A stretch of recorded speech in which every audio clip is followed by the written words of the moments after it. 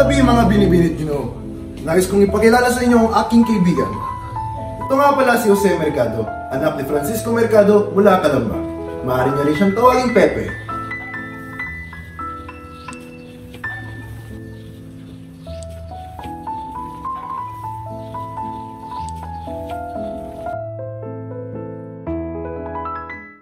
Napakaganda naman ng mga tulang ito. Napakagaling mong makata, Pepe. Maraming salamat. Nakahiligan ko talaga ang pagsusulat. Kung ngayong mamarapatin, may isang tula akong gustong ibigay sa iyo. Sa akin?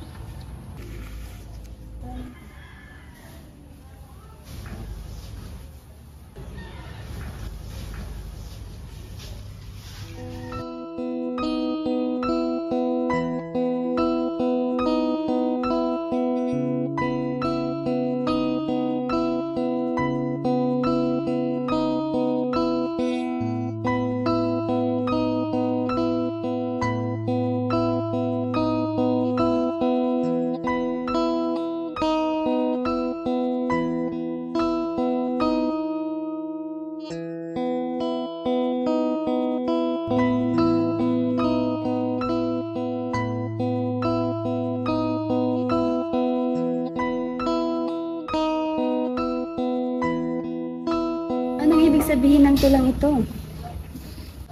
Iniibig kita, Lenore. Iniibig rin kita, Pepe.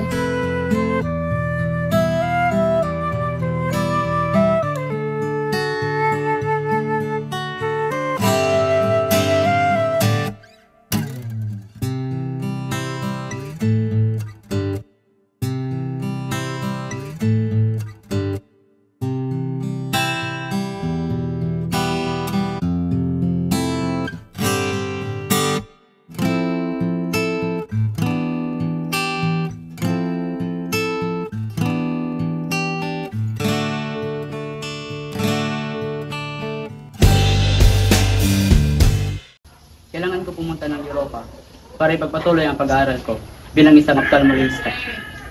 Gaano ka katagal roon? Bakit kailangan sa Europa pa? Kailangan ko itong gawin upang matulungan ang ating mga kapatid.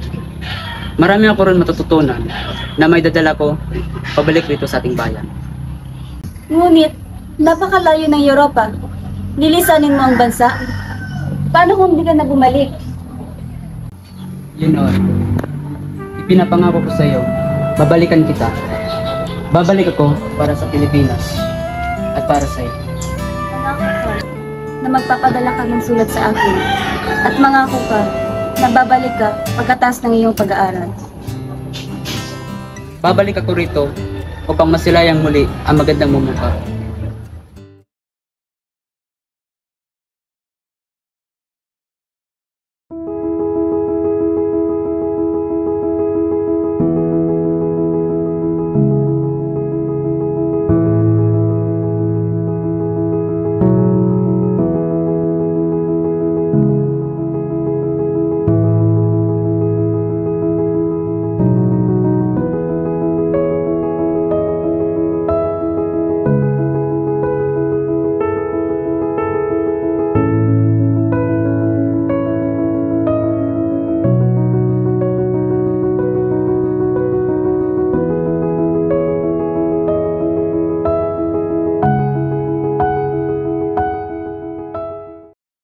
Magandang hapon po, Doña Antonia. Yung mga liham para po niyo.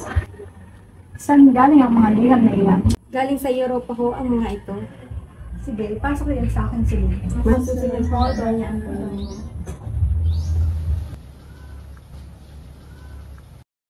Bakit hanggang ngayon wala pa rin siyang pinapagalang sulat? Sigura'y abala lamang siya sa kanyang pag-aaral. At saka, malayo ang Europa. Mahirap magpadala ng sulat. Ngunit, nangako siya na magsusulat siya at padadalan niya ako. Lenore, kailangan mong tatagan ng iyong loob. Paano kung bigla siyang bumalik dito sa Pilipinas? At masilayan niya nagkakaganyan ang minamahal niyang si Lenore. Siguro, kailangan din siyang kalimutan. Maaaring nakahanap na siya ng ibang babae roon.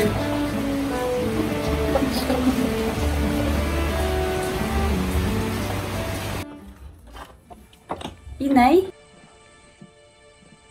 Ano yung sinusunog? Wala. Wala lamang ang mga ito.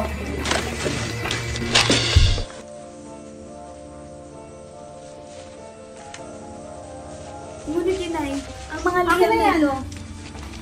Inay, para sa akin ang mga liyam na ito. Bitawan mo pa yan, Lenor! Tama yan, Lenor! Hindi ako papayag na mahulog ka sa Pilibustero ngayon! Hindi! Nagsinungaling ka sa akin. Sabi mo, hindi na ako mahal ni Pepe. Sabi mo, kinalimutan niya na ako. Pero ano ang mga ito? Niloko mo ako! Pinag-iinitan ng gobyerno, Circe. Sa tingin mo, pag tinuloy ninyo ang inyong pagmamahalan, hindi ka tutugisin? Mag-isip ka, Lenor! Ginagawa ko lamang ito para sa iyong kaligtasan! Ngunit bakit? Bakit kailangan mo maglihim sa akin? Tama na, Lenor. Mas pipiliin ko pa ang iyong kaligtasan kaysa sa iyong kaligayahan. Wala kang magagawa. Magpapakasalita kay Piping na isin mo man o hindi. Kung ang kagustuhan mo, ikasal ako sa Briton na iyon, ang siyang gagawin ko. Ngunit hindi mo mabago ang nararamdaman ko para kay Pepe.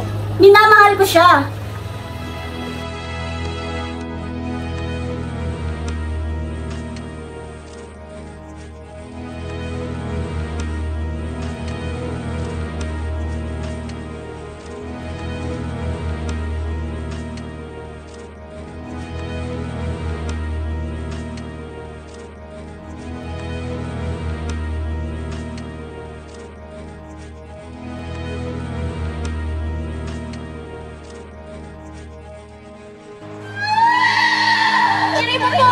Sige po po! Hindi na lang!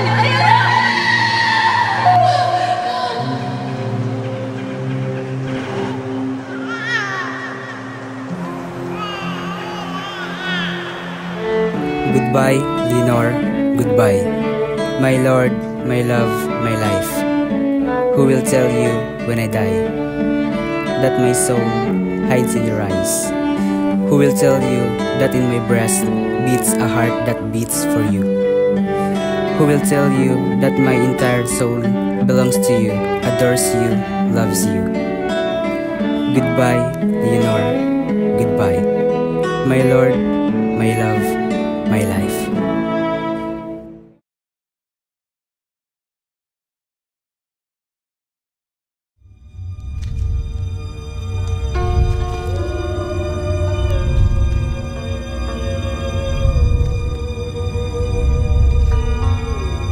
Hindi niya napansin ang ingay ng mga usyoso noong araw na yun.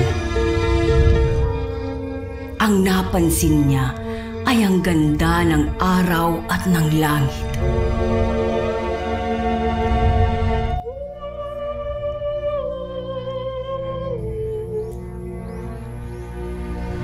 At naalala niya ang sinabi ng kanyang ina. ¡Apunte! ¡Fuego! Consumato, mes!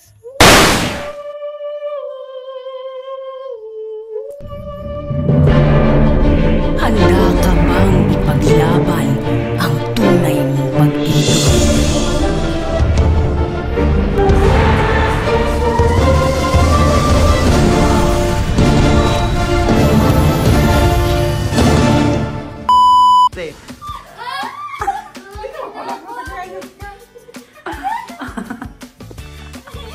Mula ka lang ba? Maaari niyo sabihin, kulit, ingat niya. 4, 3, 2, 1, action!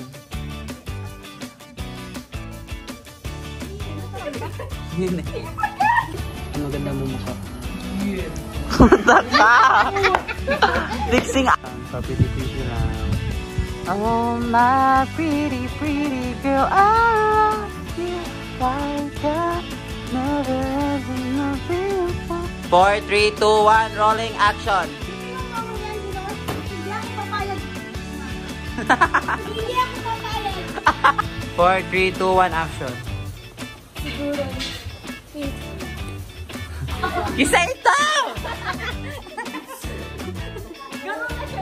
Ako mapasa pa kung sa Oh my God. 4, 3, 2, 1, action! Hindi. Sinungaling ka sa akin.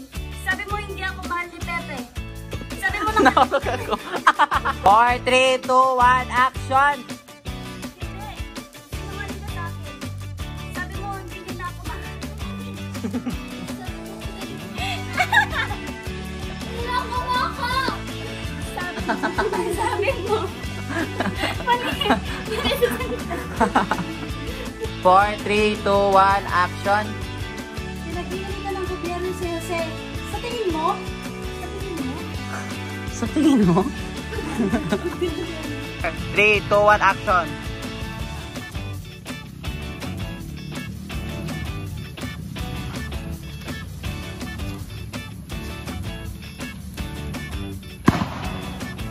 Puta, ito na ang ganda na season. 3, 2, 1, action!